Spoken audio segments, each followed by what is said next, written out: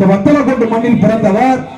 சுதந்திர வேட்கையால் தன் வாழ்வை முழுவதுமாக சிதைத்துக் கொண்டவர் என்கின்ற அந்த உண்மையை நாம் வத்தலக்குண்டில் நமது மக்களிடம் வளர்கின்ற மாணவ செல்வங்களிடம் அனைத்து தரப்பட்ட மக்களிடம் அதை கொண்டு போய் சேர்க்கணுன்றதுக்காக தான் இந்த வீதியில நம்ம இந்த கூட்டத்தை போட்டு அவரை நினைவுபடுத்துகின்ற ஒரு நாளாக அதை நினைவுபடுத்திக் கொண்டிருக்கின்றோம். நம்ம அதுல இரண்டு விஷயங்கள். எனக்கு பின்னாடி மிகப்பெரிய ஆற்றல் மிக்க ஐயா முல்லை நடவரசு, சு மாரியம் தையா, இன்னும் எங்களுடைய இயக்கத்தில் இருக்கக்கூடிய பொறுப்பாளர்கள் எல்லாம் பேசுவாங்க.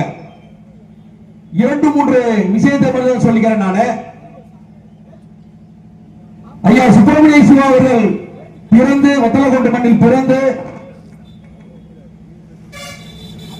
சுதந்திர போராட்ட தியாகியா மட்டுமே பலருக்கு தெரியும், சிலருக்கு அது கூட தெரியாது. அதற்கு தான் இந்த கூட்டம். ஆனால் அவர் ஒரு மிகச்சிறந்த இலக்கியவாதி. ஞானபானு என்கின்ற ஒரு பத்திரிகை நடத்தி அதில் மகாகவி சுப்பிரமணிய பாரதி அவர்களை எழுத வைத்தவர். அந்த காலத்தை ஒட்டிய பல எழுத்தாளர்களை தனது ஞானபானு என்ற பத்திரிகையில் எழுத வைத்தவர். நளின சுந்தரி என்ற ஒரு நாவலை அவர் எழுதியவர். அதன் தொடர்ச்சியாக வெள்ளை அரசு திரிசூலம் என்று அழைக்கக்கூடிய தியாகி வ.உ.சி. அவர்கள், கப்பலோட்டிய தலைவர் வ.உ.சி. அவர்கள், அதே போன்று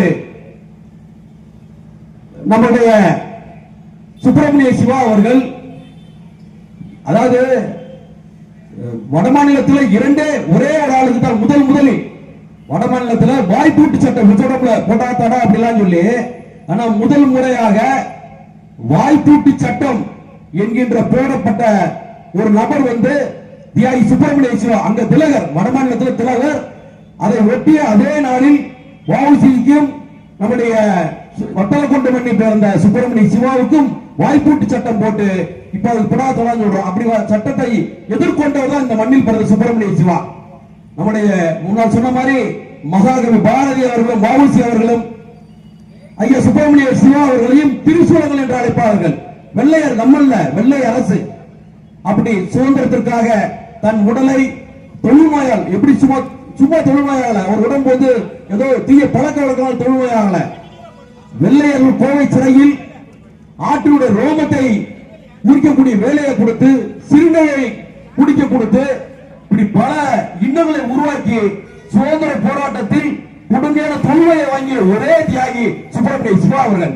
தன் குடும்பத்தை, தன் சுற்றத்தாரை எதையும் சிறிதும் கவனிக்காமல் இந்த நாட்டுக்கு சுதந்திரத்துக்காக போராடியவர்.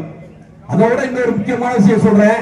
ஒவ்வொரு மேடையிலும் அவர் சைவ சித்தாந்தத்தை கடைபிடிப்பதாக இருக்கட்டும், ஆனால் ஒவ்வொரு மேடையிலும் அவர் ஏறும் போது, ஒவ்வொரு மேடையில் பேச்சை துவங்கும் போது அல்லாஹு அக்பர், வந்தே மாதரம், இது ரெண்டு தான் சொல்லுவார். அப்படிப்பட்ட சமூக ஒற்றுமையோடு வாழ்ந்து மடிந்த இந்த சுப்பிரமணிய சிவாவோட இன்று வாழ்ந்து கொண்டுதான் இருக்கிறார். நம்மின் மூலமாக இந்த கருத்தை நாம் தொடர்ச்சியாக இந்த இயக்கம், நாங்கள் அவருடைய தியாகத்தை போட்டுகின்ற வகையில் இந்த இயக்கம் தொடர்ச்சியாக முன்னெடுத்து சென்று கொண்டே இருக்கும். அவர் நினைவு நாளாக இருக்கட்டும், பிறந்த நாளாக இருக்கட்டும், பொதுமக்கள் இடத்தில் விதைக்க வேண்டும், மாணவ கண்மணியில் இடத்தில் அவருடைய தியாகத்தை விதைக்க வேண்டும் என்கிற உயரின் நோக்கத்தோடு நாங்கள் இதை முன்னெடுத்து சென்று கொண்டே இருப்போம். எங்களுடைய கோரிக்கை என்னவென்றால், சுப்பிரமணிய சிவா அவர்களுக்கு நினைவு மண்டபம் அமைக்க வேண்டும் என்கின்ற அந்த கோரிக்கை பல காலமாக சொல்லிக் கொண்டிருக்கின்றோம். அந்த கோரிக்கையை எங்களுடைய இந்த இயக்கத்தின் சார்பாக மீண்டும் இந்த கோரிக்கை முன்வைக்கின்றோம்.